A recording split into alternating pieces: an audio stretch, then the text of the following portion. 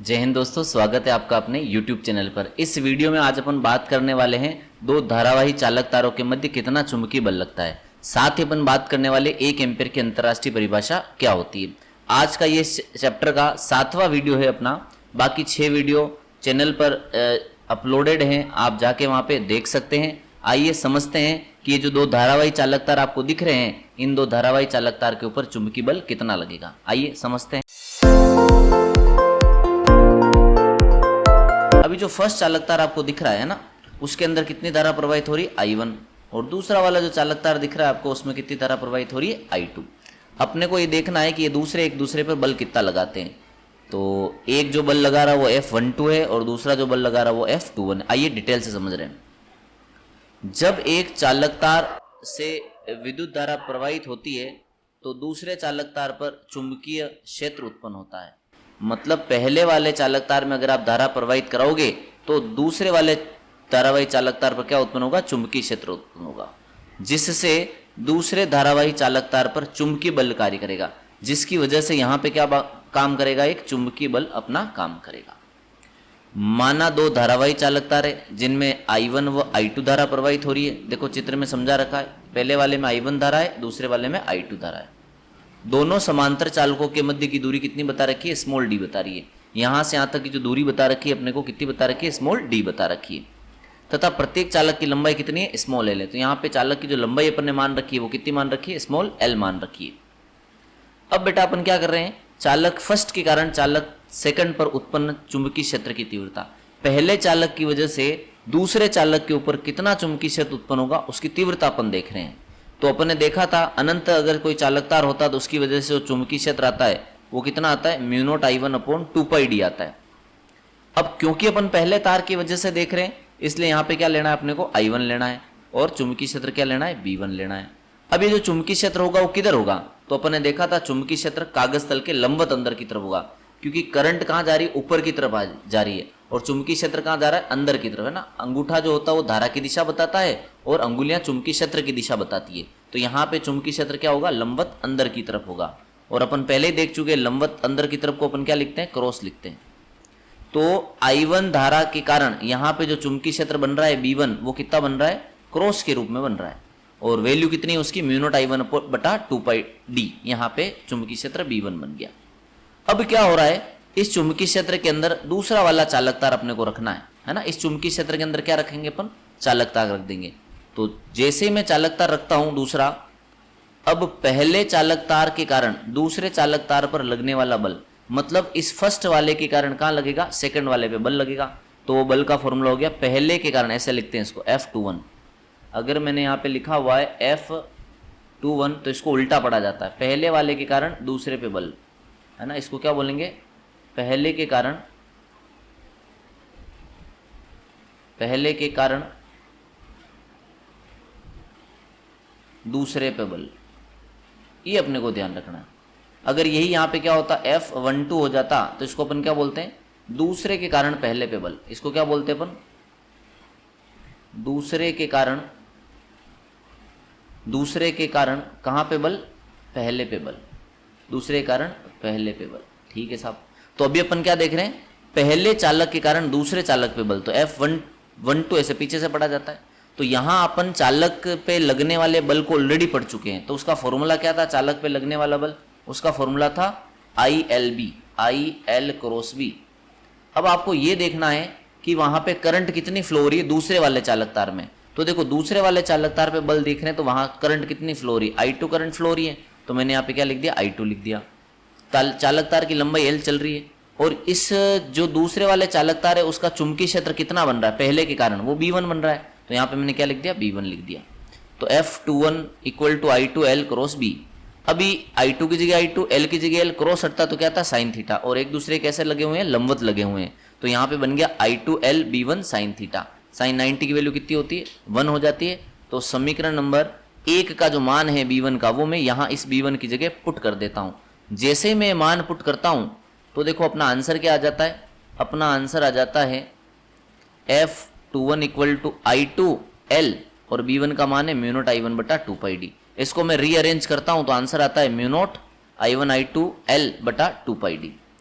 इस जो बल की दिशा ज्ञात करेंगे वो फ्लेमिंग के बाएं हाथ के नियम से ज्ञात कर लेंगे, जो चालक के पहले चालक की ओर होगी, है ना। इसकी दिशा कहाँ होगी, पहले चालक। अभी पहला चालक कहाँ है वो आपको भी बता देते हैं। देखो मैं डायग्राम वापस ले आता हूँ आपके लिए। फर्स्ट वाला जो चालक है वो यहाँ रखा हुआ देखो, तो इसकी दिशा देख सकते हो आप। इसकी दिशा किधर लग रही है, पहले वाले चालक की तरफ रख रही है। किस नियम के अकॉर्डिंग, फ्लेमिंग के वामस नियम के अकॉर्डिंग इस बल की दिशा किधर होगी, पहले वाले चालक की ओर होगी। अब ये तो अपन ने पहले वाले चालक पर लगने वाला चुंबकीय बल देखा। अब अपन देखेंगे दूसरे वाले चालक पर चुंबकीय बल कितना लगता है। तो सेम टू सेम चलेगा। दूसरे चालक सेकंड के कारण पहले पर चुंबकीय क्षेत्र की तीव्रता, मतलब अब ऐसा देख रहे हैं कि यहाँ करंट फ्लो करवा रहे हैं अपन और यहाँ चुंबकीय क्षेत्र कितना बनेगा। तो दूसरे चालक में I2 धारा है और चुंबकीय क्षेत्र बन रहा है B2। तो B2 बराबर आ गया म्यू नॉट I2 धारा के कारण बटा 2πd। ये इसकी दिशा किधर देंगे, तो देखो इस बार अपन देख रहे हैं तो दूसरे वाले चालक में चुंबकीय क्षेत्र की दिशा किधर आएगी, वही अपन दाएं हाथ अंगूठे का नियम लगाएंगे। दाएं हाथ के अंगूठे के नियम से ये किधर होगी, चुंबकीय क्षेत्र की दिशा कागज तल के लंबवत बाहर की तरफ होगी। तो डॉट बोलेंगे। तो यहाँ देखो आपका डॉट लिखा हुआ है। डॉट मतलब चुंबकीय क्षेत्र कहाँ आ रहा है, बाहर की तरफ आ रहा है। क्रॉस मतलब चुंबकीय क्षेत्र कहाँ जा रहा है, अंदर की तरफ जा रहा है। ठीक है साहब। अब इस पे भी क्या देखेंगे, बल देखेंगे अपन। तो इस पे बल देखने के लिए क्या करना पड़ेगा, वही तरीका। बल के लिए अपन क्या करेंगे, जो बल है अपना उसके लिए अपन बात करने वाले हैं किस वाले चालक पे लग रहा है, तो इस बार लग रहा है सेकंड वाले चालक पर। तो बल का formula F12 equal to I L cross, इस बार B2 आएगा। पिछली बार क्या था, B1 था, इस बार क्या आ गया, B2 आ गया, क्योंकि यहां अपन बल की बात कर रहे हैं। तो आई एल B2 sin 90 हो गया। अब अपने को क्या करना है, B2 का मान रखना है। ये जो B2 का मान था ना, ये वाला B2 का जो ये मान है, ये वाला मान, ये मेरे को B2 की जगह रखना है। तो यहाँ रहा ये रहा B2, इस B2 की जगह ये मान रख दिया मैंने। तो ये आ गया F12 equal to I1L mu naught I2 बटा 2πd। इसको अगर मैं सोल्व करता हूं तो ये सेम सिमिलरली जो अपना F12 आया था सेम टू सेम F21 के बराबर है। इसका मतलब क्या हो गया कि जो बल है वो पहले तो लग किधर आया, तो ये बल लग रहा है पहले दूसरे वाले चालक की ओर। पहले वाला बल किधर लगा था, पहले वाले चालक की ओर। अभी ये कहां लग रहा है, दूसरे वाले चालक की ओर। लेकिन ये दोनों बल परिमाण में क्या है, समान है। देखो ध्यान से, मतलब अगर मैं F21 की बात करूं तो इसका आंसर आया था mu naught I1 I2 upon 2πd, साथ में L चल रहा था। सिमिलरली F12 की बात करूं तो यह आंसर कितना आया, म्यू नॉट I1 I2 बटा 2πd, ये भी कितना L है। अब ये जो बल लग रहा है वो कहाँ लग रहा है, ये वाला बल लग रहा है, ये वाला बल लग रहा है कहाँ पे, दूसरे वाले चालक से पहले वाले चालक की तरफ। मतलब दूसरे से किधर लग रहा है, पहले पे लग रहा है। और ये वाला किधर लग रहा है, पहले से लग रहा है कहाँ पे, दूसरे वाले पे। लेकिन ये दोनों बल आपस में देखो समान है, तो मैं कह सकता हूं ये दोनों बल परिमाण में क्या है, समान है। अब ये दोनों बल जो परिमाण में समान आ रहे हैं, इनकी वैल्यू कितनी आ रही है, तो वैल्यू देखिए अपन ने, दोनों की वैल्यू भी सेम आ रही है।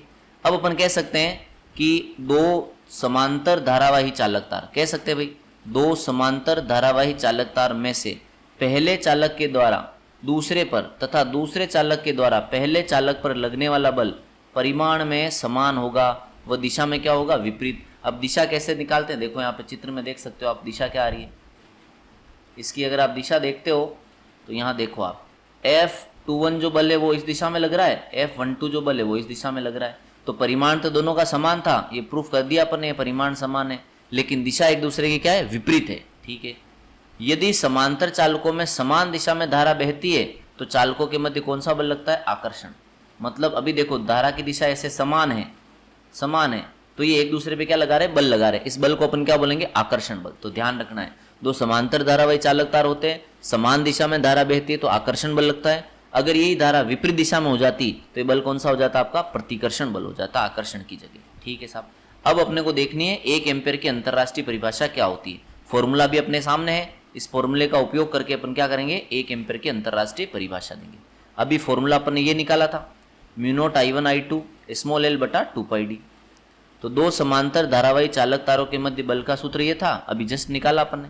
यदि ऐसा मानते हैं कि I1 I2 बराबर 1 एम्पीयर, मतलब पहले चालक में 1 एम्पीयर की धारा बह रही है, दूसरे वाले चालक में भी 1 एम्पीयर, और दोनों चालक की जो लंबाई है वो एकांक है, 1 मीटर लंबाई ले लिए, और दोनों के बीच की दूरी कितनी है, 1 मीटर है। ठीक है साहब। मतलब जो चालक तार अभी अपन ने लिए हैं उनको क्या कर रहे हैं अपन, उनको अपन कितनी दूरी पर रख रहे हैं, तो ध्यान रखना है इन दोनों को, ये डी का मतलब दूरी, कितनी दूरी पर रखना है, कितनी दूरी पर रखना है, 1 मीटर की दूरी पर रखना है, ठीक है। धारा कितनी बहानी, इस वाले में भी 1 एम्पियर बहानी, इस वाले में भी 1 एम्पियर बहानी। तो क्या होगा, जैसे मैं मान रखूंगा म्यू नोट, इसका मान रखूंगा ना म्यू नोट बटा 2 पाई, तो देखो यहाँ सारे मान रख रहा हूँ। म्यू नोट का मान क्या होता है, 4 पाई इंटू 10 की घात -7 होता है। I1 का मान कितना रखा आपने, 1 रखा, I2 का भी 1 रखा, और लंबाई भी कितनी रखी आपने, 1 बटा 2 पाई। डी का मान कितना रखा, 1 रखा। अब इसको मैं कैंसिल करता हूँ, तो पाई से पाई कैंसिल हुआ, 2 से 4 कैंसिल हुआ, तो आता है आंसर 2 गुणा 10 की घात कितना, -7। अब ये 2 गुणा 10 की घात -7 क्या है, बल है, एन न्यूटन बल है, ठीक है साहब।